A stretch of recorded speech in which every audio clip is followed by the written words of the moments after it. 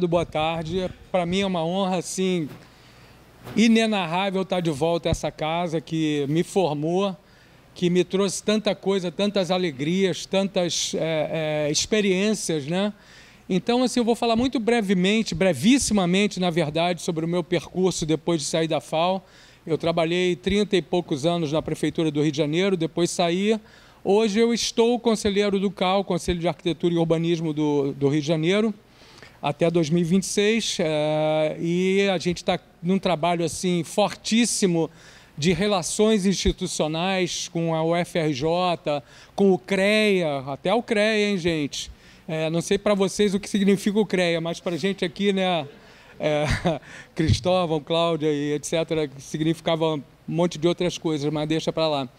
Então, assim, trabalhei na prefeitura e como o tema hoje é o setor público, eu tive a sorte de, na prefeitura, ter trabalhado em vários setores, basicamente urbanismo, mas trabalhei também com transportes, na parte da requalificação do sistema BRT, que me trouxe de volta ao UFRJ em 2022, foi uma outra emoção também, que a gente estava tentando trazer uma garagem do BRT aqui para dentro do fundão, né? O fundão aqui, como vocês sabem, a UFRJ tem uma série de terrenos que são ou arrendados ou locados para empresas.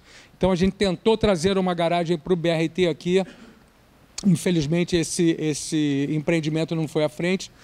Mas, enfim, queria só realmente enfatizar a alegria de estar de volta aqui e o papel que vocês, como estudantes, têm na formação do país depois aqui, principalmente durante, mas principalmente depois de tirarem os pezinhos daqui. E que não tirem nunca, definitivamente, os pés aqui da FAO-UFRJ. Muito obrigado, Cristóvão, a bola é sua. Muito breve, hein? Obrigado, Vasco. Ainda bem que você me alertou. É breve. Pode marcar o tempo, o debatedor. Gente, é uma alegria estar aqui nessa festa, comemorando os 80 anos, 80/200 anos da Escola de Arquitetura, onde eu estudei, onde eu conheci Vasco, onde eu conheci tantos colegas que estão aqui, e agora sou professor e trabalho com as turmas do 7º período e na pós-graduação, mas eu acho que a gente não faz uma escola bacana sem festa. Eu acho que a festa é um momento sempre muito especial no calendário anual para juntar todo mundo. Não é mais, aqui não tem, na festa não tem professor, não tem aluno, são todos parte dessa comunidade que constrói a Escola de Arquitetura. Então, eu queria dar parabéns à FAO pelo seu aniversário, essa jovem anciã que nos acolhe, e partir para as apresentações, porque afinal somos os apresentadores de hoje. E eu queria começar chamando o arquiteto e professor Jerônimo Leitão, nosso contemporâneo de FAO.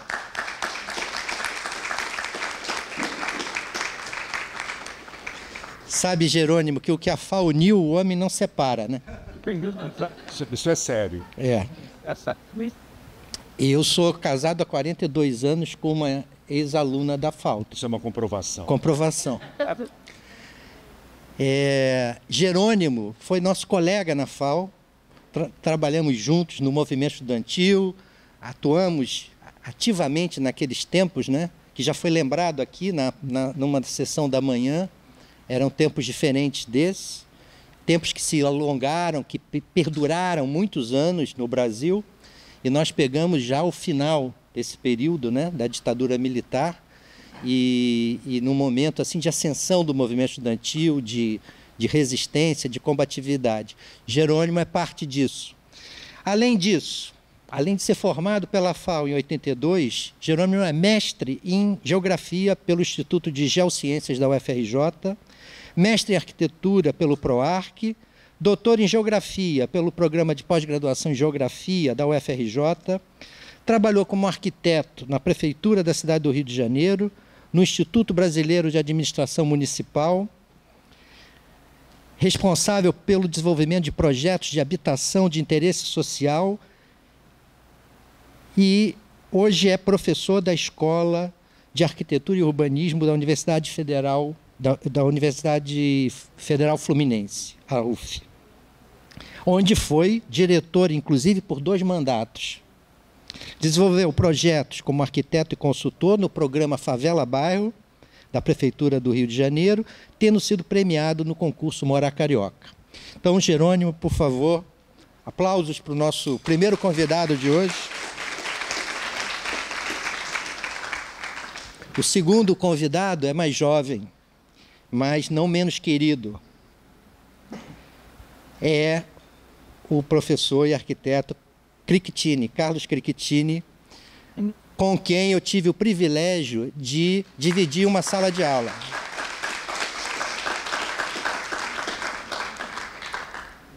O professor Crichtini dividiu comigo a sala de aula que inaugurou o Ateliê Integrado 2, na penúltima reforma curricular. E isso já estamos contando aí uns 16 anos, já teve uma outra que aperfeiçoou o currículo, a grade. E então nós fomos sócios fundadores do AI2, né? Estava tudo por ser feito e tudo por ser aprendido. Não tinha receita de bolo. Já estava criado, mas nós é que tivemos que inventar na prática, né? E estou vendo aqui outros colegas que tiveram, Fabiana e Alexandre, e outros, de manhã tinham outros também, Neylor, que participaram desse time que implantou o AI2 na FAO.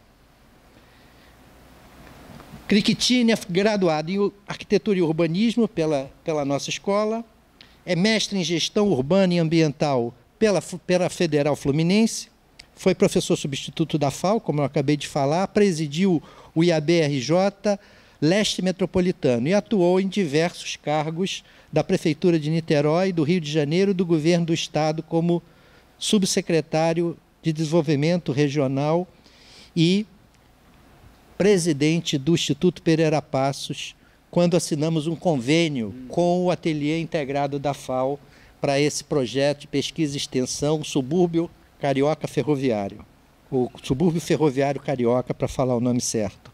Atualmente, Crichtini é secretário de Urbanismo em Niterói. Por favor, Carlos. Vamos lá, obrigado.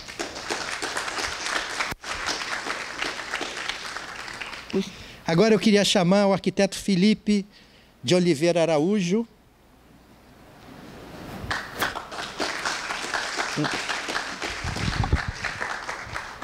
que eu estou tendo o prazer de conhecer hoje, mas que está convidado para essa mesa, vai integrar essa mesa. O Felipe, ele é graduado pela FAO em 2003 e atualmente é secretário de Urbanismo em Saquarema. Então, por favor, assuma seu posto.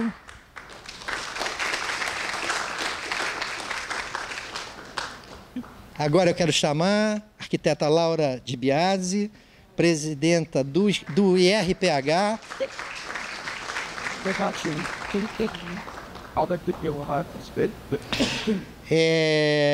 Laura Di Biasi é arquiteta pela Santa Úrsula, pós-graduação na Bennett e mestra em arquitetura e urbanismo pela UF. A mini bio acho que não veio. Então, olha, muito bem-vinda, por favor. Obrigada. Irmãs, alunos da FAO. Olha, eu não sou egressa da FAO, mas botei 2 sementinhas aqui, os foram muito bem. Maravilha. Eu acho que até alguns de vocês foram acontecendo que eu estou por isso. Nesse porra. Em 14, não devem ter escapado da gente, né? E agora eu tenho a honra de apresentar para vocês o nosso debatedor, eventual moderador dessa sessão, que é meu colega de ateliê integrado, Cadu Nunes Ferreira. Cadu também é formado pela FAO em 87, meu colega no Ateliê Integrado e chefe do Departamento de Urbanismo e Meio Ambiente. É um apresentador com um currículo bem extenso. Eu fiz um esforço de resumir. Então, eu vou tentar falar daquilo que, sobretudo, daquilo que concerne a FAO. Mas antes eu tenho que falar que ele é mestre em crítico de arquitetura e design pela Parsons School de Nova York. Depois fez o doutorado no programa de pós-graduação em urbanismo, aqui da UFRJ. É vice-diretor adjunto de graduação da FAO e professor também do mestrado profissional em arquitetura paisagística. Cadu foi reitor da Universidade Veiga de Almeida e agora, felizmente, ele está recluso na UFRJ em dedicação exclusiva e é nosso colega nessa escola. Cadu, agora a palavra é sua. Bom trabalho. Obrigado, boa tarde para todo mundo. Todo mundo aqui já falou do prazer de estar sentado aqui. Eu fiz mestrado fora, mas foi convalidado aqui na FAO também. Então, eu me considero triplo egresso aqui da Faculdade de Arquitetura e Urbanismo, né? E esse é o único lugar que eu sou considerado novo, porque eu estou aqui há pouco tempo como professor. Estou desde 2021, são só 4 anos. Parece uma vida, né, Solange? Porque eu acho que eu peguei tanta coisa para fazer, no meu sentido de devolver para a faculdade como ela me formou, né, como arquiteto, urbanista, professor, representante de entidade, né? A dedicação é exclusiva, mas tem um pezinho, né, eu sou atualmente presidente da Associação Brasileira de Ensino de Arquitetura e Urbanismo, a ABEA. Bem, vamos já aqui para o nosso debate, né? Eu acho que quem está aqui desde cedo, né, viu que os organizadores aqui, Fabiana, Solange e Alexandre, né, fizeram um fio condutor muito coerente, né? A gente está desde cedo, desde as 9 horas, falando, né, sobre quem somos, né, como podemos contribuir efetivamente para a sociedade, com a reconstrução, vou chamar assim, né, das nossas cidades, para que elas sejam mais equânimes e bem planejadas, que aí é o nosso tema aqui específico da mesa, né? Eu acho que a homenagem a Luiz Paulo Conde, que antecedeu essa mesa, né, serve como ela própria como uma abertura dessa mesa, né, tendo sido ele um planejador e um gestor da nossa cidade, como Jaime Lerner, em Curitiba. E, não por acaso, foram administrações que deixaram legado e saudade, né, não só para nós, arquitetos e urbanismo, quando tivemos, né, um papel mais, digamos assim, protagonista, né, na gestão das cidades, quanto para a própria população, né? E realçando a qualidade desses encontros entre arquitetos e urbanistas e a gestão das cidades, eu passo a palavra aos nossos debatedores, para cada um, a seu modo, compartilhar conosco seus pensamentos, publicações, ações políticas e projetuais acerca desse tema. Como cavalheiros que somos, vou passar a palavra para a Laura para iniciar aqui o debate. Obrigada, boa tarde a todos e a todas. É um prazer, agradeço imensamente o convite de estar aqui. Eu sou servidora pública desde 92, né, eu fiz 33 anos de serviço público na prefeitura e logo que eu entrei eu fui parar no Departamento Geral de Patrimônio Cultural, que é o órgão de patrimônio cultural da prefeitura. Eu sou de uma época, ano que vem eu faço 40 anos de formada, então eu sou de uma época que restauro não tinha na grade. Era uma matéria eletiva que, por acaso, eu fiz com um professor até daqui. Eu sou da época, eu fiz Santa Úrsula, mas muitos professores eram professores aqui da FAO, na época que eu estudei, né? Sou formada em 86. E aí eu entrei na prefeitura em 92 e agora, né, estou no departamento de patrimônio que cuida do patrimônio histórico e cultural da cidade. Eu precisei me aprimorar, fui fazer pós-graduação em requalificação e readaptação, readequação de uso de imóveis e depois procurei o mestrado. Passei, fiz até junto com o meu colega Carlinhos, né? A gente foi colega de turma lá no mestrado, sempre procurando me aprimorar nessa área. Então, eu entrei em 92, desde 95 eu ocupo cargo de gerente ou de coordenadora, e até em 2021 eu recebi o convite para ser presidente do órgão, qual me orgulho muito, porque toda a minha vida profissional foi dedicada ao patrimônio histórico da cidade. Então, é muito bom a gente passar, a gente está num prédio tombado, então é muito legal a gente andar pela cidade e ver que a gente deu alguma contribuição ali. Eu vou falar um pouquinho do órgão de patrimônio, até para ver se alguns aqui se animam, né? Porque a gente está precisando de especialistas na nossa área. É uma área ainda carente de pessoas que trabalham com isso, mas eu posso garantir que depois que o bichinho morde, é para a vida toda, né? A gente não consegue mais sair. Então, o órgão de patrimônio ele existe formalmente, né, como órgão de patrimônio na estrutura da prefeitura desde 86. Muitas pessoas confundem porque a gente foi trocando de nome ao longo do tempo, e aí o IRPH foi criado em 2012. Então, as pessoas acham que o órgão de patrimônio começou em 2012. Não, a gente, ano que vem, vai fazer 40 anos, isso do órgão oficial, porque antes ainda teve o grupo executivo do Corredor Cultural, que data do final da década de 70. Então, a gente tem bastante estrada, isso é importante salientar. E a gente tem uma interface muito grande com outras secretarias, porque, na verdade, eu falo assim do patrimônio como um tripé. Uma é a parte que faz a proteção, que sempre quando a gente fala proteção, a gente está remetendo a alguma legislação de patrimônio, né? Ou tombamento, ou uma área de proteção. Então, a gente tem a proteção, como que faz os estudos para propor as proteções, as legislações de proteção do patrimônio cultural. A gente tem a conservação, que é o corpo técnico que orienta, ajuda, analisa os projetos de intervenção, não só nos bens protegidos, como também nas áreas protegidas, e também nos sítios da Unesco, que a gente é uma cidade privilegiada, a gente tem 3 sítios declarados Patrimônio Mundial pela Unesco, não sei se todos os alunos têm conhecimento, né? Rio de Paisagem Cariocas entre a montanha e o mar, o Cais do Valongo e o sítio Burle Marx. São 3 sítios declarados Patrimônio Mundial pela Unesco. Então, a gente também analisa os projetos nessas áreas. E o terceiro, né, tripé que eu chamo, que é a divulgação e valorização, que é o que a gente chama de educação patrimonial. A gente só cuida do que a gente conhece. Se a gente não conhece, a gente não tem o cuidado com o patrimônio.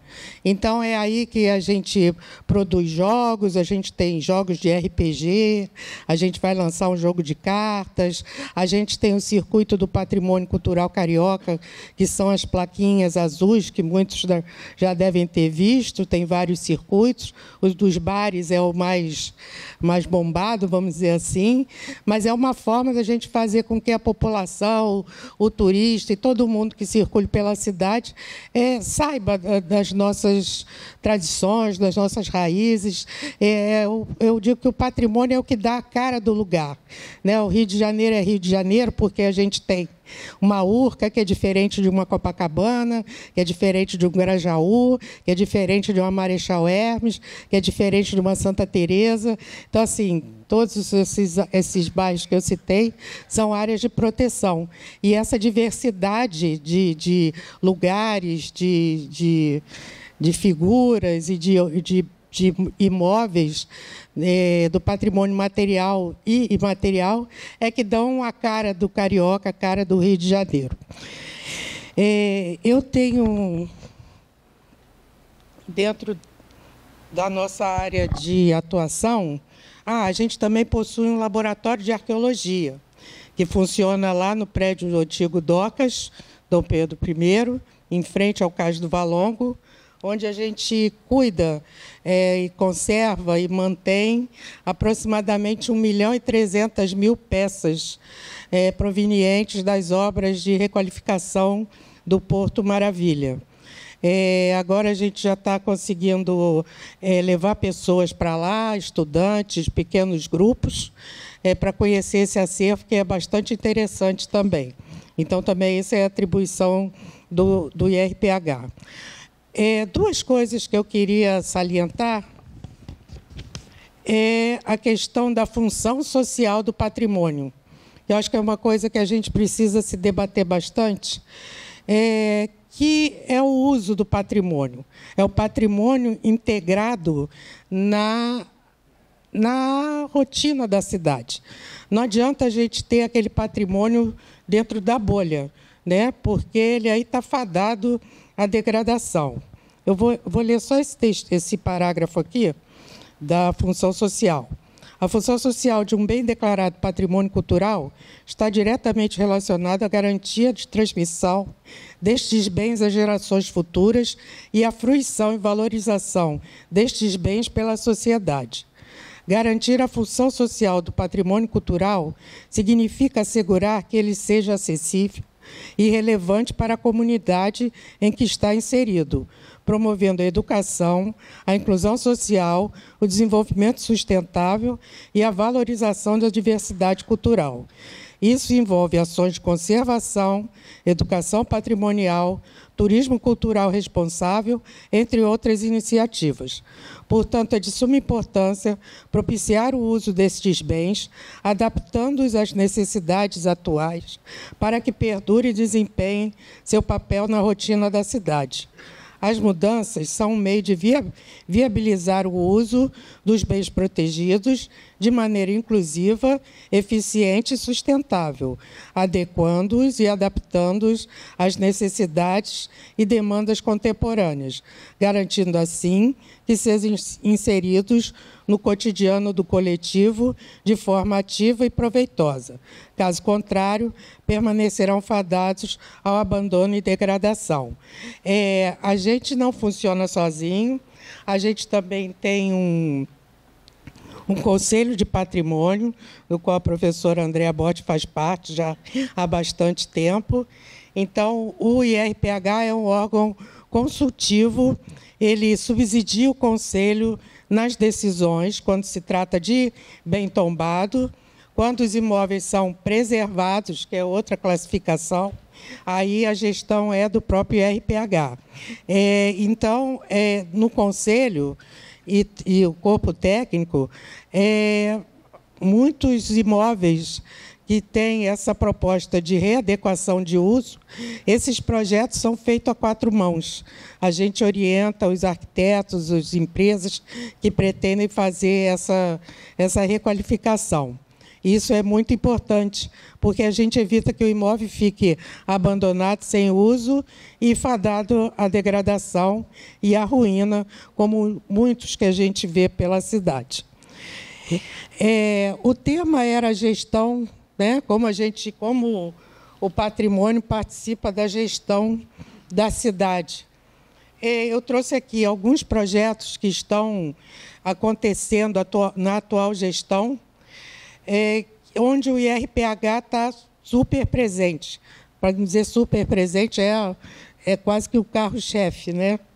E a gente começa pelo Reviver Centro, que todos acho que já escutaram falar, que é o plano de recuperação urbanística, cultural, social e econômica da região central do Rio, cujo maior objetivo do plano é atrair novos moradores, aproveitando as construções e terrenos existentes, terrenos vazios, há décadas, em uma região da cidade com imensa infraestrutura e cheia de patrimônio cultural, o berço da cidade. Carlinhos participou do IPP, a gente participou junto da criação desse programa.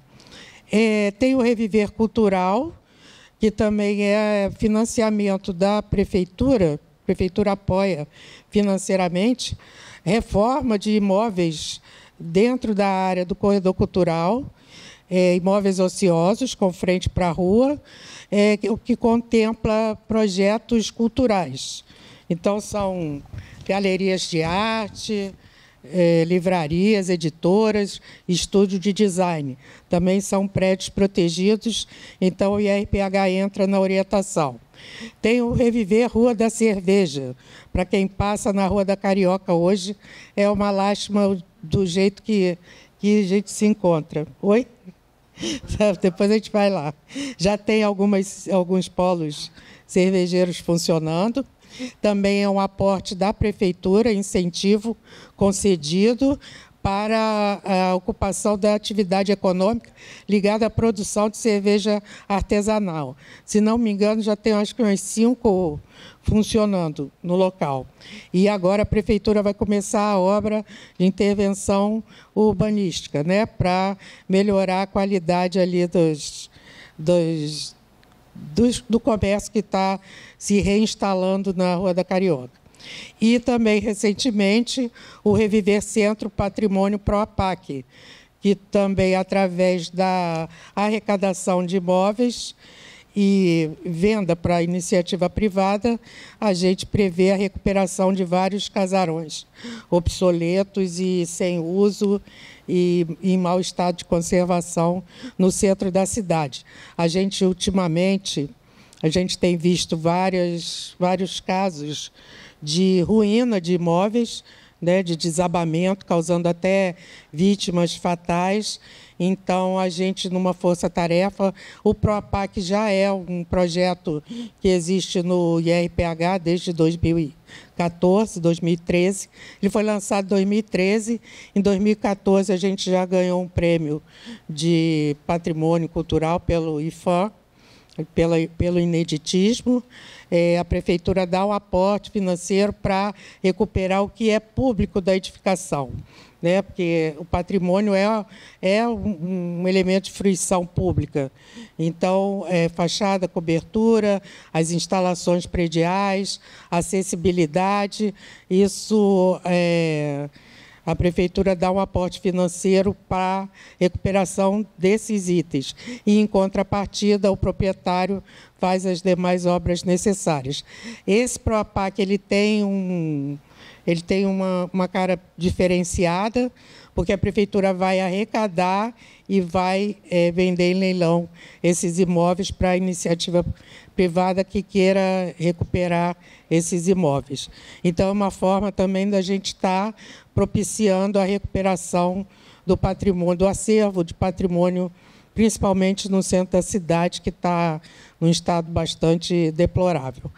Bom, o trabalho é árduo, né? A gente trabalha assim, eu falo que é o trabalho de formiguinha, apesar que a gente avançou bastante, já estou terminando, mas dizer que assim é uma cachaça, né? Eu sou apaixonada pelo que faço, eu tenho muito orgulho de estar nesse órgão, né, que me propiciou fazer assim, proteger e conservar vários imóveis e várias áreas dessa cidade. Acho que era isso. Se alguém depois tiver alguma pergunta, eu estou à disposição. Obrigada. Muito obrigado, Laura. E agora, na falta de um critério melhor, vamos por idade aparente. Jerônimo. Dos mais experientes primeiro. Bem, uma boa tarde. Em primeiro lugar, eu quero agradecer a oportunidade de retornar à minha alma mater, a FAU-FRJ, onde eu estive pela primeira vez, logo após a minha aprovação no vestibular de 1976, com meu pai, e eu observei particularmente a felicidade dele e também de minha mãe, porque eu pertencia a uma primeira geração de brasileiros, os meus pais eram portugueses, que estavam cursando uma universidade. Meus pais não tiveram a oportunidade de acessar um ensino de maior qualidade em Portugal, imigraram para o Brasil nos anos 1950, e eu e minha irmã é médica, nós éramos os primeiros dessa geração. Então é algo que me marcou profundamente a entrada na FAU, me chamou a atenção particularmente essa ondulação do piso. Foi algo que, na ocasião, meu pai me disse, é isto mesmo? Eu disse, deve haver alguma razão. Não sei qual é, mas ao final do curso eu saberei e lhe digo.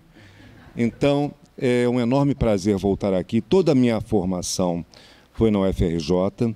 Eu hoje sou professor da Universidade Federal Fluminense, aquilo que os antigos chamariam de co-irmã.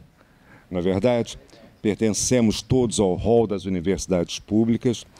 E também agradeço pela oportunidade de estar com meus colegas, amigos, que infelizmente eu não vejo com a mesma frequência que eu desejaria, especialmente nestes tempos das conexões online. Bem, Cristóvão, um amigo, um colega, companheiro de movimento estudantil, inclusive, ali está Cristóvão. Por alguma razão, eu imaginei que ele estaria sentado aqui. Cristóvão, um companheiro e amigo, que, na verdade, eu conhecia também como Mágico Rashid. Isso é algo que só aquela geração se lembrará. Porque, por trás desse professor extremamente qualificado, existe um mágico que encantava as multidões. Eu até diria que ele poderia ter feito fortuna em Las Vegas, mas pela sua paixão pela arquitetura e pela sua paixão pela academia, ele decidiu permanecer aqui. Melhor para todos nós. Embora seria ótimo lhe ver em Las Vegas. Bem, é importante também retornar a essa escola, onde nós, naquele período da segunda metade dos anos 1970, estávamos, ainda que no momento de transição da ditadura para a democracia, um momento de transição, de uma abertura lenta, gradual e irreversível, mas onde havia o Decreto-Lei 477, onde ainda havia o AI-5, e que depois nós fomos construindo esse processo de transformação. E eu fico absolutamente feliz quando eu vejo a nossa escola, a FAU-FRJ, vivendo este momento de celebração de uma trajetória que é fundamental não apenas para a formação de arquitetas e arquitetos, mas é fundamental para o nosso país. Então, eu fico muito feliz por estar aqui, participando desta celebração, e eu vejo que, bem, agora eu preciso falar um pouco sobre essa questão do planejamento, porque é para isto que eu supostamente estou aqui. Então, bem, meus colegas vão abordar questões a partir, obviamente, da sua formação, da sua trajetória, e nossa colega fez uma bela exposição sobre a questão da relevância do patrimônio e sobre a sua atuação na esfera do poder público, que é absolutamente fundamental. E, bem, desde 1983, mas um pouco antes, quando eu estava ao lado de Grandjean de Montigny, trabalhando com favelas. Não, Grandjean de Montigny não esteve em favelas, mas eu estive. Então, o que eu quero dizer é que, desde aquele período, no início dos anos 1980, eu me engajei no trabalho de transformação de favelas em bairros populares. Era algo que me sensibilizava desde os meus momentos de formação. Cabe lembrar que a FAU-FRJ, naquele período dos anos 1970, contava com excelentes professores e havia um predomínio da formação modernista. Óbvio que havia algumas exceções, mas ainda havia aquela ideia de que, na concepção do urbanismo modernista, em um lugar você trabalha, no outro lugar você mora, num terceiro lugar você se diverte, e as conexões devem ser separadas. Mas isso vocês viram, se não viram, verão no curso. E não havia lugar para favelas nesse conceito de cidade. As favelas eram algo como uma aberração. No entanto, havia exceções no nosso curso. Não citarei nomes, no names, please. E essas exceções nos levavam a refletir sobre o papel da favela na cidade. E, particularmente, embora não fosse um professor da nossa FAU, havia alguém que foi fundamental na minha geração, que foi o professor Carlos Nelson Ferreira dos Santos. Eu diria que um dos mais brilhantes intelectuais da sua geração e que foi fundamental na construção da nossa escola de arquitetura e urbanismo da Universidade Federal Fluminense. E eu começo a trabalhar com favelas e era um momento que no país também havia uma mudança. A relação do Estado com as favelas foi uma relação complexa ao longo de mais de 100 anos. Da invisibilidade das favelas, a repressão, passando por uma tolerância até chegarmos ao momento em que haveria uma percepção de que a favela é parte integrante da cidade e, como tal, o Estado deve empreender políticas públicas para reconhecer esse esforço popular na construção do seu território, abandonados por décadas à própria sorte, e este momento veio na redemocratização do Brasil no início dos anos 1990, 80. Ainda bem que foi em 1980 e não em 1990. E nesse momento assume no Rio de Janeiro o governador Leonel Brizola, que tem como um projeto transformar as favelas em bairros populares. E por essa razão tem início um processo de não mais reprimir as favelas, remover favelas, mas sim viabilizar a implantação de infraestrutura para que elas se tornem parte integrante da cidade. Nesse período eu tive o prazer e o privilégio de ter trabalhado tanto na administração municipal do Rio de Janeiro, quanto no governo do Estado do Rio de Janeiro, e ao longo de 10 anos, nessa década, eu estive atuando nesse projeto ao lado de outras colegas e de outros colegas. Mais adiante, eu devo dizer que nesse processo de mudança da relação Estado e favelas, veio o Programa Favela Bairro, que foi uma conquista do movimento popular e também foi uma consolidação dessa perspectiva da relação diferenciada do Estado com as favelas. E ao longo de 10 anos, a Prefeitura do Rio de Janeiro implementou projetos de urbanização de assentamentos informais, um projeto que se estendeu por mais de 10 anos. E, nesse período, eu tive a oportunidade também de trabalhar com a urbanização de assentamentos informais, agora em um escritório privado, como consultor. Inclusive, meu colega e amigo, o Gilson, esteve aqui pela manhã, cumprimentei-o quando ele estava aqui, e é bom também ver que várias colegas que estiveram à frente do Favela Bairro estão aqui conosco, atuando no setor público. O que eu lamento é que aquilo que eu imaginava, a consolidação de uma política pública tenha sido deixada de lado pela atual administração.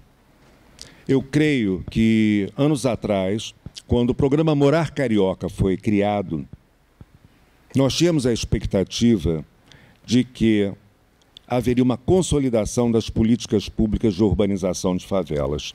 Contudo, as administrações municipais seguintes abandonaram esse projeto, como também abandonaram a ideia de que a urbanização de favelas deve ser uma política pública permanente. E eu dizia, quando vi o Favela Morar Carioca, para mim o Morar Carioca era alta cozinha francesa. Sofisticadíssimo em termos de abordagens, em termos de proposições. Nada aconteceu.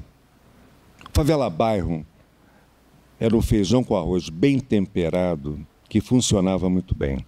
E eu lamento que esse feijão com arroz, que funcionava tão bem, tenha sido deixado de lado. Eu não poderia perder a oportunidade para, já que fui informado de que haveria a oportunidade de fazer uma espécie de merchan.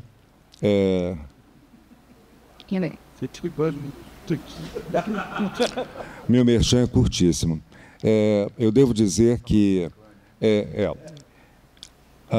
a minha tese de doutoramento é sobre a produção da habitação na favela, tendo como estudo de caso a favela da Rocinha. Ela foi publicada pela editora da Universidade Federal Fluminense e encontra-se nos sites, na Amazon. Quem tiver interesse, por favor. Eu não pretendo ser Paulo Coelho e viver dessa publicação, mas minha intenção é única e exclusivamente contribuir para a difusão de um conhecimento. Eu encerro, sendo brevíssimo, e dizendo que, bem,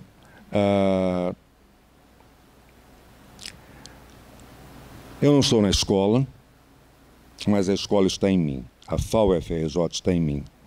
E eu me lembro de algo que foi dito num debate no parlamento italiano, na década de 1970, sobre a restrição à imigração de descendentes de italianos. E esse é um tema extremamente relevante na atualidade. E a ideia era restringir o acesso dos descendentes de italianos. E o debate foi intenso. E Berlinguer, o então secretário-geral do Partido Comunista Italiano e deputado, ele pediu a palavra e disse: a Itália, no século XIX, no início do século XX, foi madrasta, abandonou seus filhos. E agora nós precisamos acolhê-los. E nesse sentido, eu quero esclarecer, disse ele, que filhote de gato que nasce no forno não é pão, permanece sendo gato. E com essa intervenção, Berlinguer conseguiu reverter uma votação que se manifestava naquele período extremamente restritiva à perspectiva de imigração. E particularmente neste momento em que a extrema-direita avança em vários países da União Europeia, é fundamental relembrar as palavras de Berlinguer. Agradeço a vocês, um grande abraço.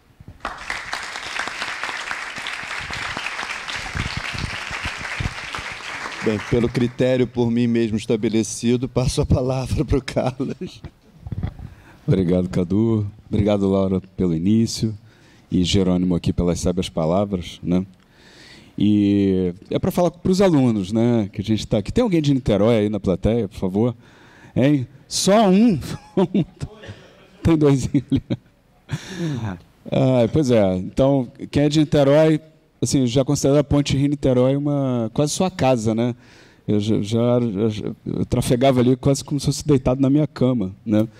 Porque vim para o fundão todo dia, não era mole, né? Mas esse esforço, o que eu acho que eu tenho para dizer para vocês é o seguinte: tem um ditado aí, me chegou, tem um colega que manda umas frases motivacionais todo dia. Lá na... Você recebe? Não.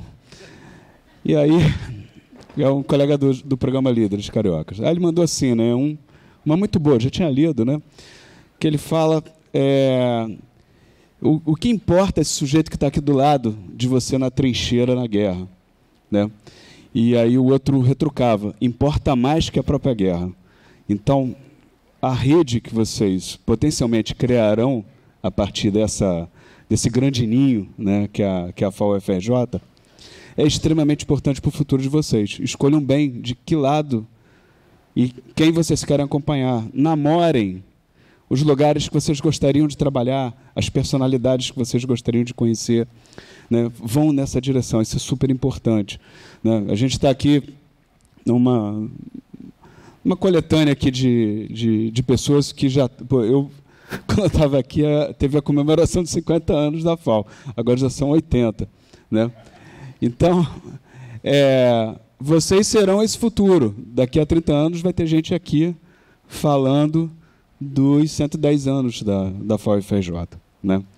E essa construção ela não se dá à toa, né? Então, eu tive a sorte de ingressar no serviço público, e a Laura colocou que é um bicho que te morde, né? E você acaba ali, não tem muito jeito, né? Que eu tinha uma tia que era dentista e ela obturava os dentes de alguns vereadores lá na cidade. E aí ele falou, esse menino precisa de um estágio, ele só fica aqui virando noite, entregando o trabalho dessa escola.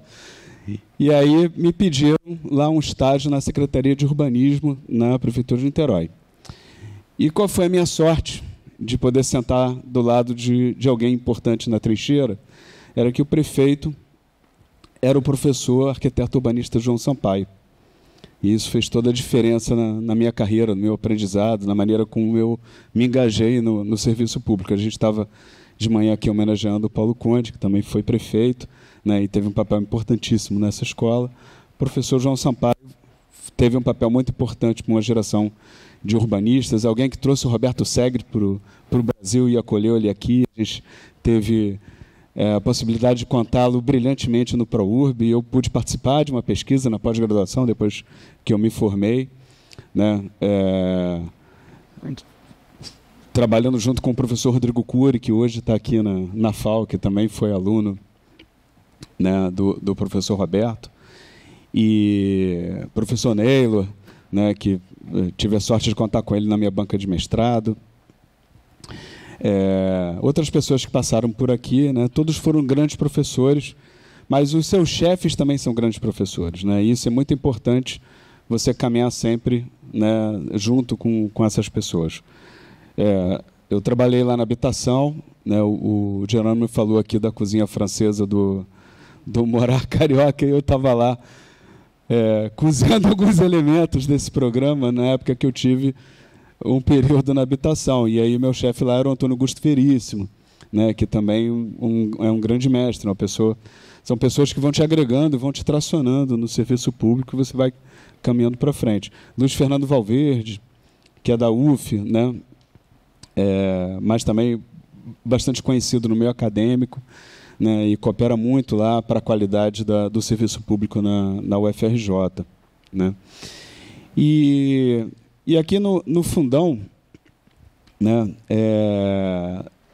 a vida não era muito fácil, não, mas é essa energia, né, dessa convivência, dos amigos, dos encontros, né, não deixem de ir nos encontros regionais, nos encontros latino-americanos, esses são incríveis, principalmente no mundo em que a gente tem que dar as mãos e os braços, né, de maneira mais ampla, nessa cena louca que a gente vive hoje. O professor Jerônimo colocou aqui no final da sua fala, né, e a gente que vai construir essa nova percepção de mundo, né, essas novas ferramentas e esses novos braços e andares. Né. Na Prefeitura do Rio, né, eu fiz meu estágio na Prefeitura de Niterói, participei de algumas peças-chave lá, que era a reformulação de todo o arcabouço urbanístico, né, lei de uso e ocupação do solo, planos urbanísticos regionais, a lei das APAUs, que era a área de proteção do ambiente urbano, que em Niterói, no Rio, é a APAC. Né? Tinha um professor, o Gustavo Peixoto, né, junto com o professor Ferdinando de Moura Rodrigues, escreveram essa lei, e eu tive o prazer de datilografar ela no primeiro computador que surgiu lá na secretaria. Né? O Neylor uma vez me falou assim, um termo, nós somos retirantes, né, do mundo analógico para o digital. E o período que eu passei aqui na FAO foi exatamente isso. Né? Ajudei lá o professor Joacilira a montar o primeiro laboratório de informática. A gente usava ainda caneta nanquim, normógrafo, régua, papel vegetal, aquelas coisas todas. E no final do curso a gente estava já mesclando técnica, usando o computador, avançando nesse contexto. Né? E a informatização, ela também é um aspecto importante dentro do setor público. O professor Luiz Paulo Conde criou o Instituto Pereira Passos. Né? Ele nasceu ali de uma cisão tinha a empresa de informática, né, da prefeitura, que era o IPLAN, né? Ele conjugava o planejamento urbano e as informações, os dados, e para dar suporte a tudo isso, a informática. Né? E chegou uma hora que que a importância do planejamento urbano, das informações urbanas, da estruturação, né, dos dados e da evidência se tornaram tão importantes, né, e a própria TI em si, ela engrossou fortemente do ponto de vista de tracionar muitos profissionais, né, para a técnica da informática, não da construção da informação, mas de estabelecer um novo mundo que a gente estava entrando, esse mundo do silício, né? E aí nasceu, o prefeito Luiz Paulo Conde fez nascer o Instituto Pereira Passos, né? E tive também a felicidade, o Jerônimo falou aqui, de poder presidir esse órgão, né? E lá é um órgão que quem lidou com a primeira geração do Favela Bairro, com a segunda, com Rio Cidade, com todos esses experimentos urbanos, né, teve o prazer de conviver com os colegas do Instituto Pereira Passos, né? Eu costumo dizer que ele é uma grande barriga de aluguel, né? Ele tem lá um núcleo base, uma coluna forte de produção de informações, de estruturação das informações urbanas, mas ele sempre teve um departamento ali voltado para o experimentalismo, né? Para trazer novidades para a cidade, para fazer crescer certos projetos que depois se tornariam projetos de Estado, vamos dizer assim. Uma pena que as nossas ações na área da favela a gente tenha decaído tanto, mas durante muito tempo a Secretaria de Habitação ela meio que se insurgiu posteriormente para abraçar esse filhote que nasceu dessa barriga, né, de dentro desse contexto. E, atualmente, nós ainda temos uma Secretaria de Habitação, ainda bem, né, porque em algumas cidades elas se mesclam, se juntam, perdem importância e impedância na política pública, né, na maneira como você faz para atuar para essas questões, né. Outras relações que vocês não devem perder, né, sempre a partir de bons chefes que se tornam pessoas que vão lhe ensinar muitas coisas na vida, dos seus colegas que vocês vão manter enquanto rede, né? Também são as outras pessoas que estão fora do mundo da arquitetura, né? Essas são extremamente importantes, porque a partir delas é que você retroalimenta uma série de questões na sua vida profissional e na maneira como você vê o mundo, né? E ainda tive a sorte de casar com uma mulher muito interessante, que foi por causa dela que eu fui parar na Prefeitura do Rio. Que ela chegou lá com 2 inscrições. Ela falou assim: inscrevi você e o Valverde no concurso da Prefeitura do Rio. E aí, quando que é a prova? Daqui a pouco. Não deu tempo de estudar, foi uma coisa assim. Mas você vê, se você está trabalhando na área, se você está embebecido nesse contexto, aquela coisa, pouco importa se você está estudando ou não, porque você já vivencia essa matéria, né? E aí eu passei num concurso e eu me lembro que foi no Natal de 2007 que o César Maia chamou 102 arquitetos, né? Está cada vez mais raros grandes chamamentos dentro do serviço público para a área de arquitetura, o que é uma pena. A gente está precisando de gente nova lá para oxigenar. Mas naquele Natal ele chamou 102. Aí se ele tivesse chamado mais 4, eu entrava no Natal. Eu ia ganhar como presente de Natal a minha investidora como arquiteto e urbanista da Prefeitura do Rio. E o concurso ia prescrever em abril ali, né? E ele chamou mais uns 50. Você vê como é que o serviço público estava precisando de renovação, né? E isso foi muito importante, né, para a gente começar a formar uma nova geração de profissionais, pessoas que estão lá engajadas. É um quadro que estuda muito, né? Eu acho que de todos os quadros assim das prefeituras que eu conheço, a gente faz qualquer pesquisa ali do ponto de vista do nível acadêmico, né, da qualificação. Você vê que a turma se importa muito em estar muito bem preparado, faz por conta própria, porque a prefeitura nem estimula tanto isso, né? Quando o chefe é bonzinho, ainda permite que você consiga vir às aulas, né, para você evoluir academicamente. Mas é uma turma muito aguerrida, né? E no serviço público é isso que importa, né? A gente tem que se importar com a coisa pública, né? A gente no SUS o pessoal tem um ditado que é fazer o bem sem saber a quem. O pessoal que doa sangue, você não sabe para onde vai, né? Em qualquer outra parte do serviço público é a mesma coisa, né? O professor vai dar aula para um filho de alguém, de um pai que você não sabe se ele está no tráfico ou se ele está fora da marginalidade ou na marginalidade. Vou colocar assim. Não importa, aquela criança precisa de estudo, né? Quem vai ser atendido no posto de saúde precisa de atendimento. Na assistência social, as famílias precisam do seu atendimento prudencial, precisam do CAD único, precisam do Bolsa, né? E na arquitetura, no planejamento urbano, no licenciamento, a cidade e a sociedade precisa da responsabilidade e da energia desse profissional que está lá. Seja para apoiar nas melhores práticas, nas mudanças que a cidade precisa, para apontar para novas direções, ou para preservar, para resguardar a história, o passado, a imagem e a identidade, né? Seja para organizar as informações que serão necessárias para o bom andamento dos trabalhos, para o bom planejamento, ou para respaldar a preservação, né?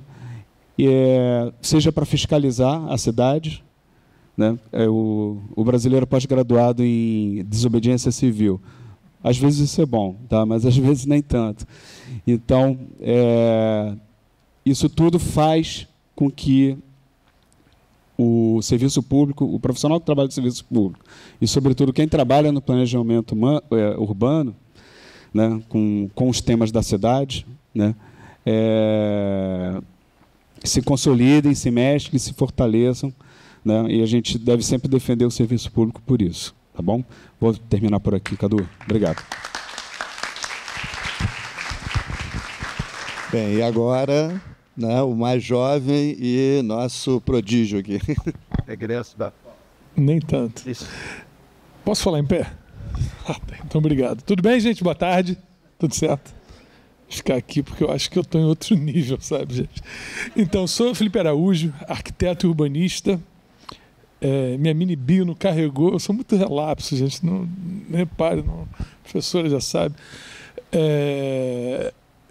Eu sou mestre em arquitetura pelo Instituto de Arquitetura Avançada da Catalunha, já fui secretário de urbanismo, sou atualmente de Saquarema, já fui secretário de planejamento urbano de Cabo Frio, de posturas, de meio ambiente, de desenvolvimento econômico, de assuntos fundiários, enfim. Também secretário de urbanismo de São Pedro da Aldeia, ou seja, eu sou um sujeito, um ser do interior, né? Eu acho que ninguém aqui é do interior, alguém aqui... tem um... Da onde você é? Hoje eu sou secretário... Pô, um minuto só. Tem que ir lá dar um abraço nesse meu amigo de Saquarema. Sinta-se abraçado, embora flamenguista, tá? Estou lá em Saquarema. Aparece na prefeitura e procura a gente lá para, pelo menos, conhecer lá o setor, tá? Já está feito o primeiro convite. E quando eu entrei na faculdade de arquitetura, eu não tinha noção do que era a faculdade de arquitetura. Eu fui solenemente enganado pelas novelas do Manuel Carlos na Globo, não sei se vocês sabem. Toda novela do Manuel Carlos tinha um arquiteto, que era o cara... que morava na beira da praia, jogava frescobol, o cara que tomava um cafezinho da tarde com uma cliente, estava sempre bem vestido. Falei, quero ser esse cara aí, né? E entrei na faculdade de arquitetura e não é isso não, tá, gente? É outra coisa. E o urbanismo, então, eu não fazia a menor ideia do que fosse. O que era o urbanismo? Gente, eu sou cidadão que nasceu num conjunto habitacional na cidade de Cabo Frio. E o lugar mais próximo da arquitetura que eu podia ter contato era um escritório de arquitetura que tinha do outro lado da rua, no meio do mato, uma casinha de madeira, Peraltas Arquitetos. Eles são daqui, da FAU também, né? E tinha uma parede envidraçada, eu pequeno, com meus 7, 8 anos, andava com minha bicicletinha lá, via naquele vidro aqueles papéis, aquelas canetinhas, aquelas réguas, eu achava aquilo fantástico. Então foi o meu primeiro encantamento, foi ali, o segundo foi com a novela do Manuel Carlos, né? E aí entrei nessa faculdade. E hoje eu fiz questão de chegar um pouco mais cedo, vim de São Paulo, parei direto aqui para para andar pelos cantos da nossa casa e entender como que está a dinâmica do lugar, né? O espaço é o mesmo, como está a dinâmica do lugar.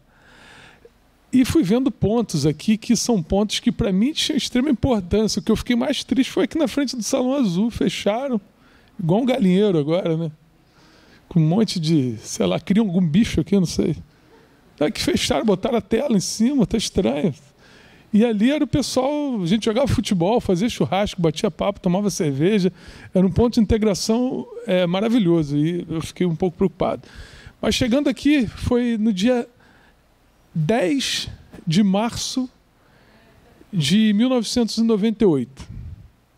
Foi meu primeiro dia de aula. Foi uma terça-feira, tempo nublado, o cheiro era o mesmo, a geometria do lugar era o mesmo, né? Então o espaço físico era o mesmo, mas o lugar ele se transformou. E hoje, esse lugar já é um lugar, para mim, com referências diferentes das referências daquela com a qual eu tive. E aqui dentro eu fiz grandes amigos, tive grandes professores, Pablo, Maria Clara, só gente que depois, quando a gente está do lado de fora, vocês vão entender o peso disso. Estava tendo uma aula no mestrado no Instituto de Arquitetura da Catalunha, aí ia ter uma aula online com o professor Pablo Benetti. Falei, gente, eu fiquei metido, né? Cheguei para os amigos, pô, Pablo... ele é professor da faculdade. Professor não. Pablo jogava futebol com a gente no campo aqui do lado. Então vocês têm noção do que é essa relação social que vocês estão construindo aí no dia a dia? Esse amigo que está do seu lado, esse professor que está na sua frente, assim como o Carlos falou, aqui o estudo é natural, vocês vieram aqui para isso, mas essa relação humana vai ser a relação humana que vocês talvez abram portas. E não achem que vocês daqui a 4, 3, 5 anos, quando saírem daqui, vão estar plenos, aptos. O dia mais difícil da minha vida foi o dia que eu ganhei o diploma. Eu saí da estatística de estudante e virei desempregado. Eu não sabia o que fazer com aquilo e aí? Como que faz? Vou voltar lá para o interior, para Cabo Frio. Aí começa um pouco da minha história. Voltei, entrei no ônibus, cheguei na minha cidade e o arquiteto do interior é diferente do arquiteto da capital, né? Aqui é setorista de nascença. O arquiteto começa, aquele cara ali, ele vai servir para fazer o que está um pouco mais na moda hoje, interiores, designer de interiores, e dentro ainda várias subdivisões. Naquele ali vai fazer grandes estudos urbanísticos, esse é mais acadêmico. No interior não tem isso não. Vai para Saquarema de volta? Vai se lascar, vai ter que fazer de tudo. Então o arquiteto do interior, cara, ele faz de tudo, porque ele tem que sobreviver daquilo. Então vai aparecer um projeto urbano, ele vai pegar para fazer sem saber e vai aprender a fazer. Vai aparecer um projeto de uma casa de um amigo, ele vai começar a fazer, e quando tu vai ver, tu está com um acervo imenso de um monte de coisa que você não é especialista em nada, né? E foi assim meu início de profissão, né? Então a gente, quando sai da capital e vai para o interior, você naturalmente, hoje menos, porque com o meio virtual, né, e com a internet a gente consegue estabelecer essas relações, fazer um estudo à distância, e você consegue beber um pouco mais dessa fonte, mas isso é novo, né? Convenhamos que é uma revolução tecnológica que de 15 anos para cá vem tomando uma proporção maior, e depois da pandemia explodiu. Mas antes não.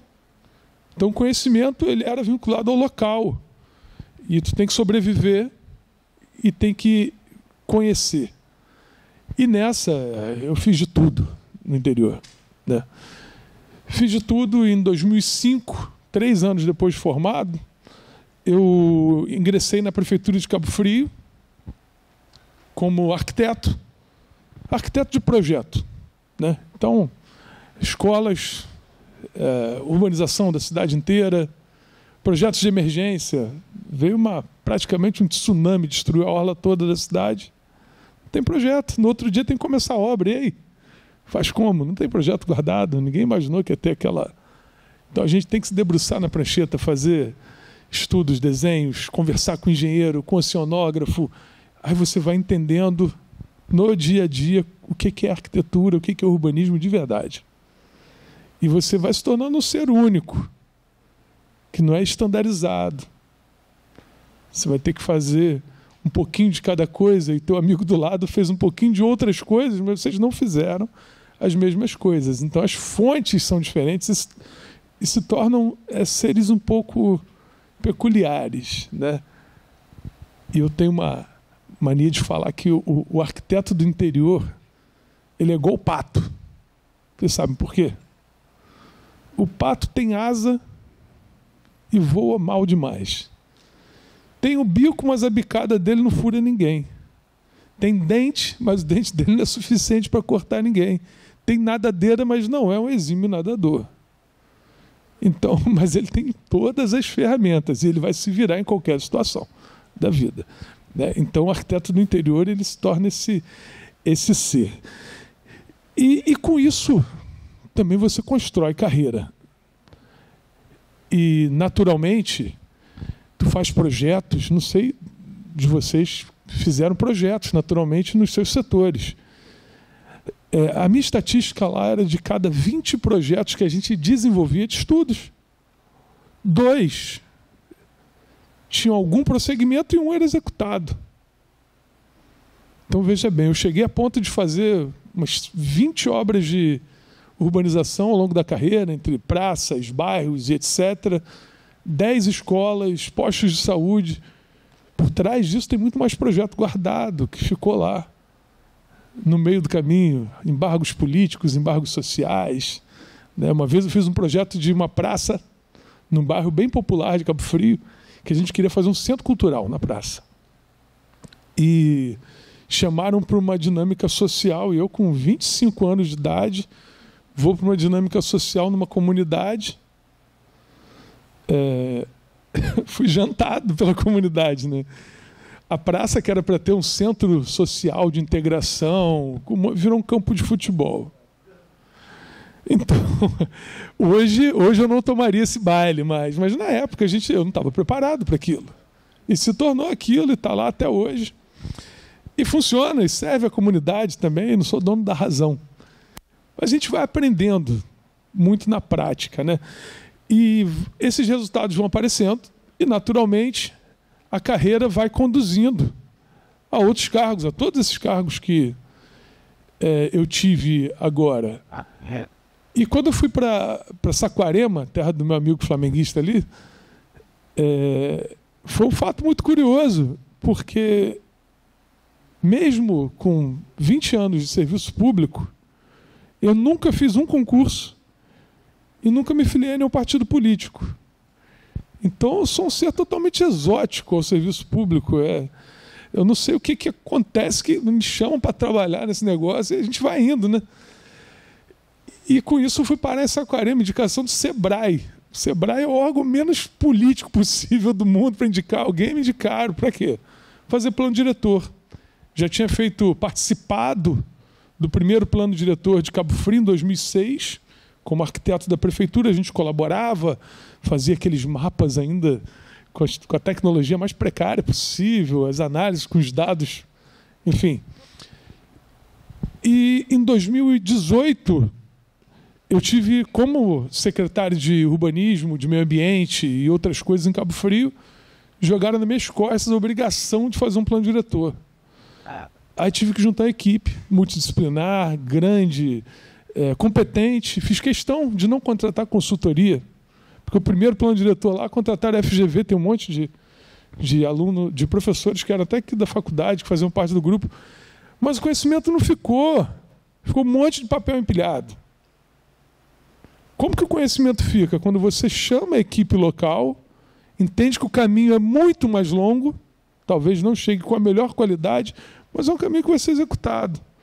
Então começamos a montagem de equipes em Cabo Frio, fizemos o plano diretor de Cabo Frio, e isso me credenciou para Saquarema. Fiz o plano diretor de Saquarema com a equipe, o caminho já estava mais fácil, a equipe local também. Não teve ninguém contratado de fora, assim, de fora da região, né? Naturalmente de outras cidades ali, Cabo Frio, Araruama. Reformamos todas as leis municipais, lei de zoneamento, lei de parcelamento do solo, etc. Então, tudo isso, gente, é um pouco do que a gente pode fazer no serviço público como arquiteto, como urbanista. Ninguém vai sair da faculdade no dia seguinte, a não ser que seja filho de um prefeito de uma cidade do interior, e vai ser o cargo de secretário de urbanismo, secretário de meio ambiente, etc. Você constrói a sua carreira, e a carreira de cada um vai ser construída no dia a dia. Então, essa é um pouquinho da minha história, espero ter cooperado com vocês, cooperado com meu amigo de Saquarema. Você é de que lugar de Saquarema? Ah, sim. Não, mas que bairro de Saquarema? Não, mas... Ah, no hospital, tá. Aqui em Saquarema ali, a gente quebra bastante casa também. Também tem essa parte ruim do urbanismo, tá? Controle urbanístico. Pouca gente tem medo de falar. Ah, vamos falar de controle urbanismo. Cara, não tem jeito. É dar multa, é botar a casa no chão, é desalojar para depois o programa habitacional alojar em outro local, porque a pessoa está numa área ambiental, porque está construindo no meio da rua. Enfim, tem essas mazelas também, mas a gente tem que fazer de tudo, né? Então, quem é arquiteto do interior, não de interior, vai ter que passar por esse caminho longo e eu espero ter passado para vocês um pouquinho disso, tá bom? Obrigado, gente. Obrigado, Felipe. Eu vou, antes de passar para a plateia, eu vou botar aqui o chapéu de coordenador de estágio. Tá? Você já arranjou um, viu? Não sei. Qual o seu nome? Yuri, ó, procura o Felipe lá em Saquarema. Que, temos muitos estagiários na Prefeitura de Niterói, eu assino muitos termos de estágio lá, e eu queria passar para vocês o seguinte, a pergunta, né, que tem a ver com o tema aqui da nossa mesa, que para os estudantes, eu acho que ainda existe um pouco a imagem de que na hora que eu vou me formar, eu vou montar um escritório, ou eu vou trabalhar num escritório do campo profissional, com arquiteta, o arquiteto tal. Isso já vem mudando um pouco, né? A gente já tem uma geração aí de coletivos de arquitetura e urbanismo, já quebra um pouco aquela figura do arquiteto do século XX, todo-poderoso, né? E eu falo muito em sala de aula, né, que o caminho do serviço público, né, também é um caminho de projetar cidades.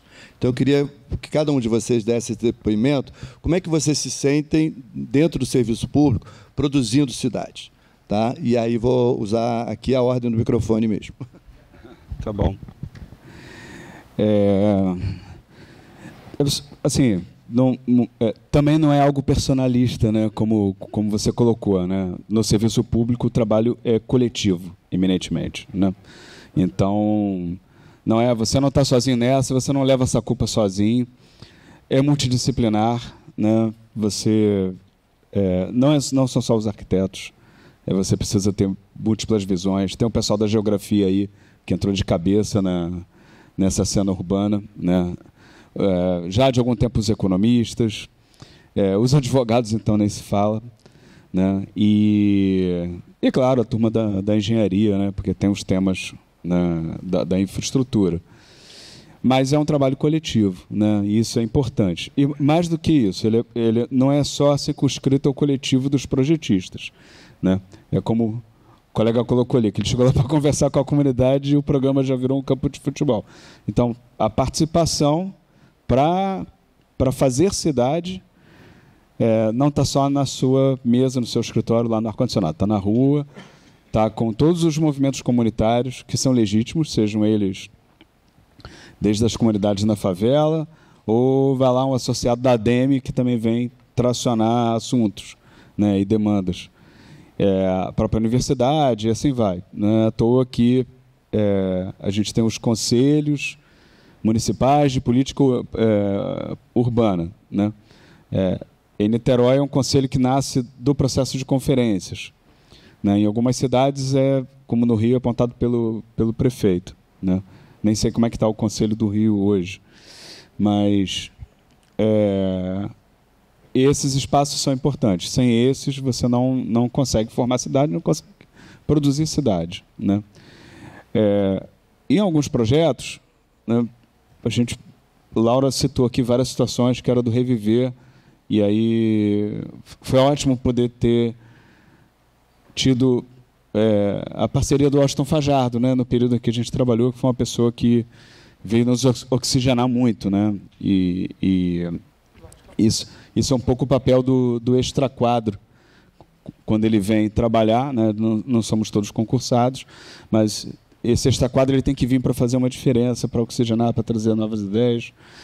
E o que foi interessante desse trabalho?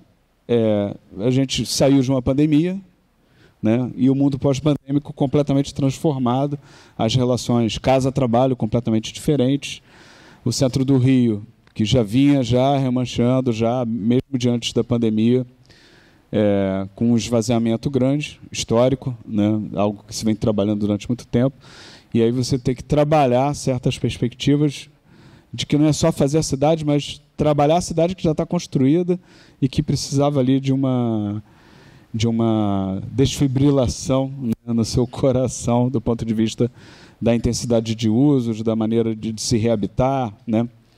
E aí, também, todo projeto tem críticas, né? Ele nunca é perfeito e é necessário que as críticas chegam e ocorram, porque elas é que vão produzir aperfeiçoamentos para as outras gerações desse projeto, né?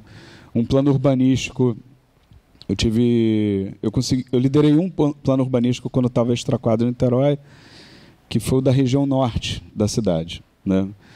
E aí, é curioso que eu trabalhei tanto naquela região que eu decidi morar lá, né? Depois que a gente terminou o plano, eu fui habitar um dos apartamentos que foi construído na legislação que eu tinha produzido, né?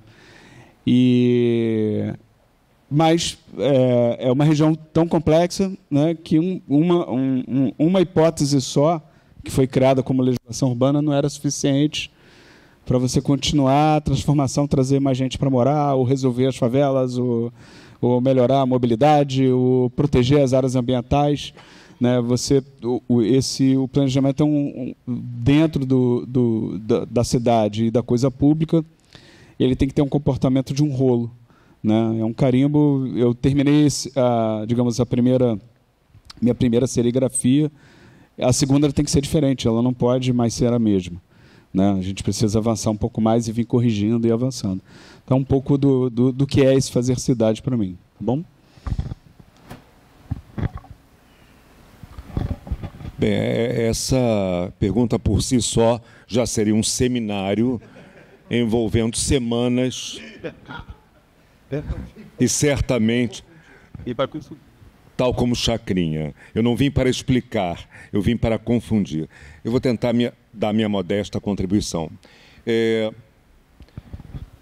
Eu fiz na minha fala uma lembrança das expectativas que nós tínhamos durante essa transição da ditadura para a democracia, no que diz respeito à perspectiva de participação organizada na construção da cidade. Ou seja, imaginávamos que num quadro democrático haveria uma possibilidade de construirmos uma cidade mais justa, mais democrática, porque haveria uma maior participação e que os embates envolvendo os vários agentes seriam acordados em uma arena política. Essa era a nossa expectativa. Não foi bem assim, mas ainda assim eu prefiro a democracia à ditadura, óbvio. No meu campo particular, no que diz respeito à habitação social, eu participei em 2008, 2007, de conferências da cidade. As conferências da cidade foram criadas pelo governo federal para promover a discussão sobre os rumos do planejamento, sobretudo no campo da habitação social. Por vários finais de semana, eu era representante da Escola de Arquitetura e Urbanismo da Universidade Federal Fluminense. Eu estive na UERJ discutindo discussões riquíssimas. As proposições criadas, formuladas naquele momento, eram únicas. Se pensava em sustentabilidade, se pensava em ocupação de vazios urbanos, se pensava em síntese, o que vocês imaginarem estava naqueles documentos. Logo depois, em 2009, veio o programa Minha Casa Minha Vida, que vocês conhecem. Ou seja, tudo aquilo que foi discutido com vistas à construção de uma política habitacional que se distanciasse claramente daquilo que foi produzido durante a ditadura, durante os projetos do Banco Nacional de Habitação, que nós tanto criticávamos nesta universidade quando eu era aluno. Nós vimos sendo reproduzidos esses projetos numa versão empobrecida e numa versão protagonizada pelos empreendedores imobiliários que tomaram a frente desse processo. E isto num governo eleito, democrático e progressista. Ou seja, não só toda aquela produção de papel foi abandonada, como, ao mesmo tempo, os que formularam Minha Casa Minha Vida sequer tiveram a ousadia de formular algo, de pensar em novas soluções, em síntese, de cometer, eventualmente, novos erros. Cometeram os erros do passado, e de uma forma absolutamente cruel, porque hoje o que nós temos são condomínios dos pobres e uma construção fragmentada da cidade, em que a cidade não é um tecido urbano vivo, integrado, e sim é uma coleção de condomínios privados, onde os muros, citando Jane Jacobs, não são os olhos e os ouvidos que nós esperávamos em termos comércio, temos vitalidade, temos usos diversificados, ou seja, a cidade viva. É lamentável, e eu devo dizer que, por vezes, não é que eu seja um pessimista em absoluto, não quero levar a essa conclusão, absolutamente, até porque eu creio que é possível transformar, é fundamental, mas é preciso estar atento, como diz a canção, no que diz respeito a não se deixar levar por perspectivas, digamos, fantasiosas. Eu vivenciei, tive uma experiência como técnico da administração municipal do Rio de Janeiro, do governo do estado do Rio de Janeiro, e houve momentos em que eu tive excelentes oportunidades de trabalho, de desenvolver algo muito interessante, e houve momentos que eu não tinha mesa e cadeira para sentar, em função da conjuntura política. Então eu vejo que no nosso país é absolutamente fundamental construir uma estrutura da gestão pública profissional, qualificada, no sentido de que essa estrutura ela seja mais imune a certas interferências políticas, embora que, obviamente, essas interferências sempre existirão. Mas eu penso, em 2014, eu estive em Lyon, eu participei de um seminário na École Nationale des Travaux Publics de l'État. É uma escola fundada, acreditem, por Napoleão Bonaparte. Ele criou essa escola para criar quadros qualificados da administração pública francesa, em várias áreas.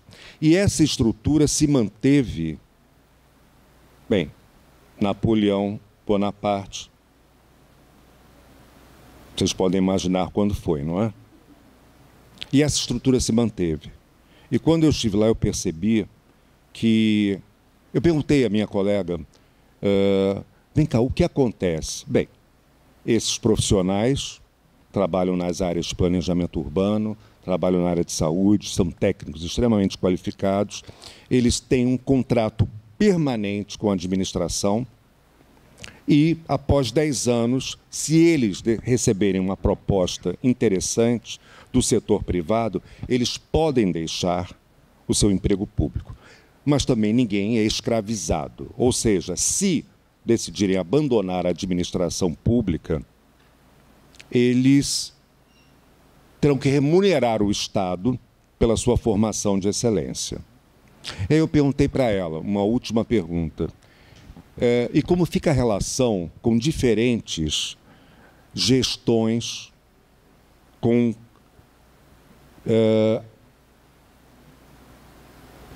com projetos absolutamente distintos.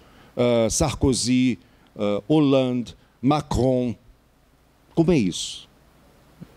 Ela me disse, são técnicos extremamente qualificados, têm um compromisso com o Estado, têm um compromisso com a população, executarão os projetos que forem propostos por uma gestão, caso esses projetos não envolvam práticas irregulares. Porque eles reconhecem que o voto legitimou aquela gestão. E, bem, eu olhei para aquilo e achei interessante. E quantas pessoas são nomeadas por um ministro? Ela me disse, eu não tenho muita certeza, mas eu acredito que em torno de 15 a 20. Eu disse, 15 a 20? Ela, é. Eu disse a ela, eu trabalhei no governo do Estado do Rio de Janeiro e quando havia uma mudança de secretário, o ascensorista era outro. Tudo mudava. Ou seja, isto, o que eu citei como um exemplo, é algo que tem a ver com uma impermanência de uma estrutura administrativa capaz de dar respostas eficazes a demandas da sociedade. E, de uma certa maneira, que os técnicos, os funcionários públicos se sintam garantidos no que diz respeito à sua atuação profissional. Então, por um lado, eu não tenho ilusões, mas eu tenho esperanças e é por essa razão que eu continuo aí na batalha. É isso aí.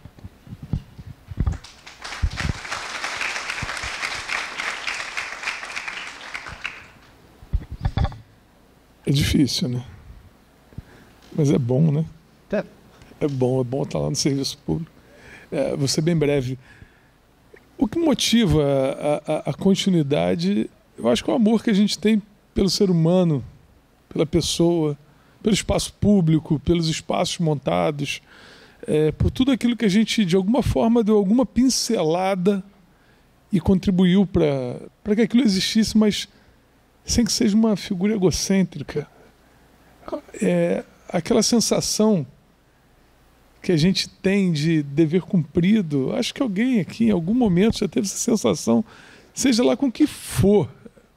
E quando a gente está no serviço público é isso que nos motiva. Quando você entende que algo que transcende ao que é palpável, que é aquilo que é o que importa.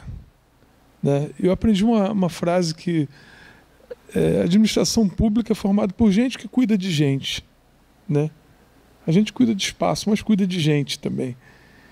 Então, é esse que é o combustível que ainda leva a gente adiante. Muitas vezes, confesso, tive vontade e deixei a administração pública, tive meus anos sabáticos de outras coisas, de trabalhar na iniciativa privada, de projetos. Tive meus períodos de ausência que foram fundamentais. E também confesso que hoje eu sinto um pouco de vontade de sair um pouco.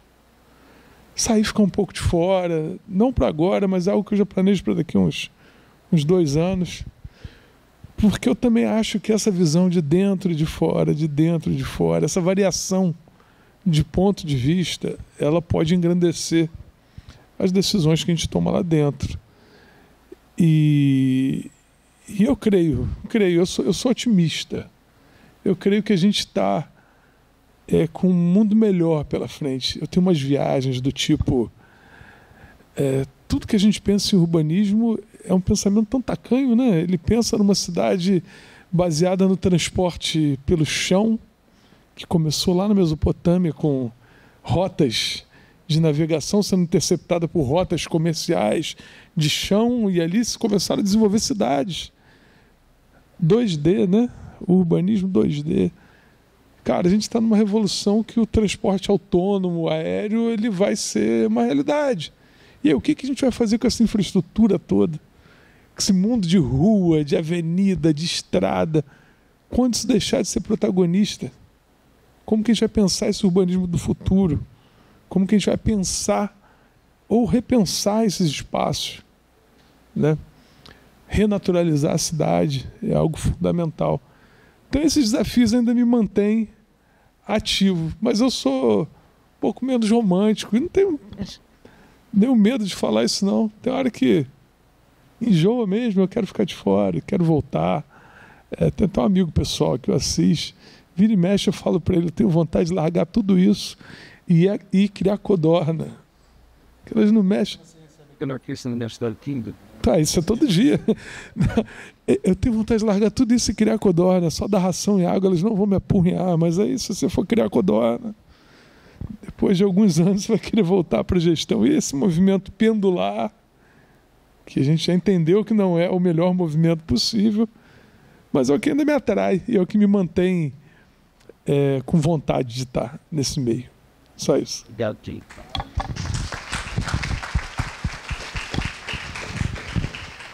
Ficar por último, assim, faz um compiladão de tudo que foi falado, né? Porque o serviço público é um desafio, né? Vocês estudam numa universidade pública, vocês sabem que a gente lida com cadeiras quebradas, infraestrutura precária, mas isso não impede vocês terem um corpo docente, aguerrido, maravilhoso e empenhado e que é apaixonado pelo que faz.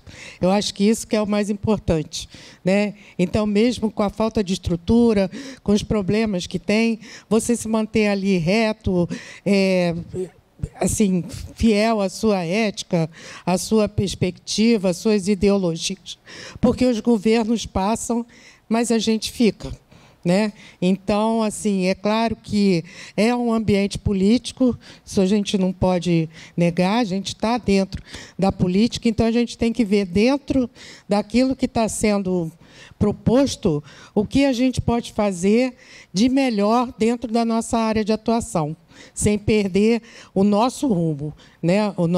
A nossa perspectiva. Eu acho que, como eu falei, né, eu trabalhei 6 anos na iniciativa privada, logo que me formei, e depois eu tive a sorte que, assim, eu me formei em 86 e em 88 abri o concurso público e eu fiz.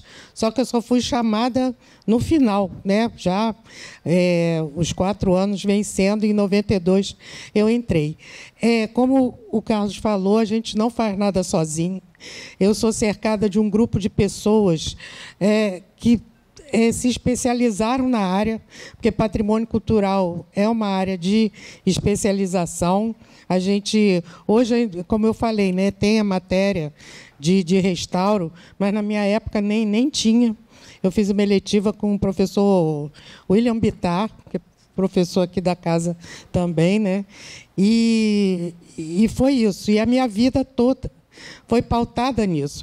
Então, assim, eu posso dizer que eu sou apaixonada pelo que eu faço. Para mim é muito gratificante andar pela cidade, porque, como o Carlos falou também, a gente atende lá, desde o proprietário do Sobradinho, lá de São Cristóvão, que tem dificuldade de fazer sua obra, a gente atende senhoras de Ipanema que eram contra, que queriam invadir reunião do conselho contra a estação do metrô de Ipanema, a gente atende vizinho que está incomodado com a obra que está sendo feita no seu lado. Então, assim, além disso, a gente tem que ser meio psicólogo, meio apaziguador de problemas, né?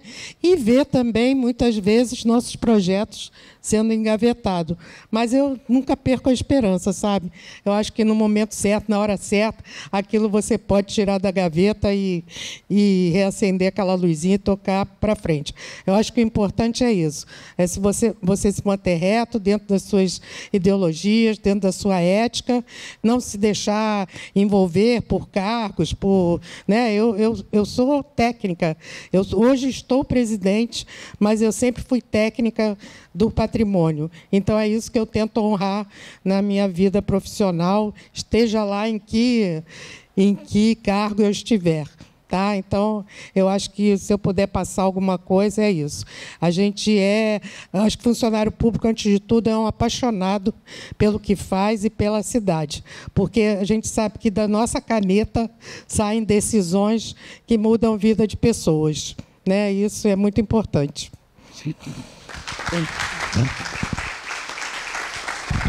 Agora já tem uma inscrição aqui, então.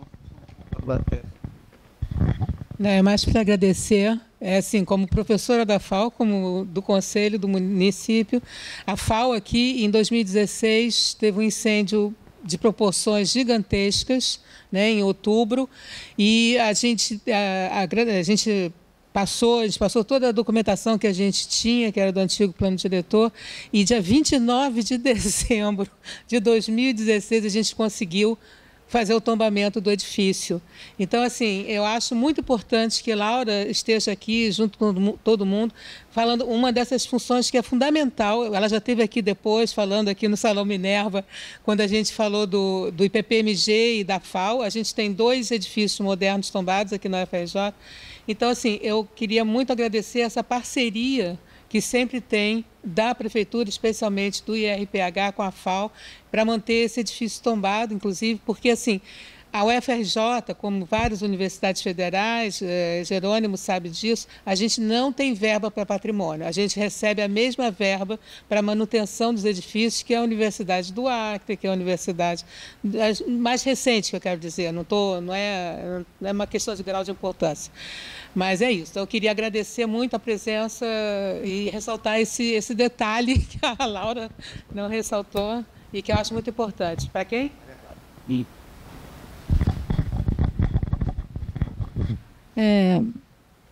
Professora Maria Clara, né?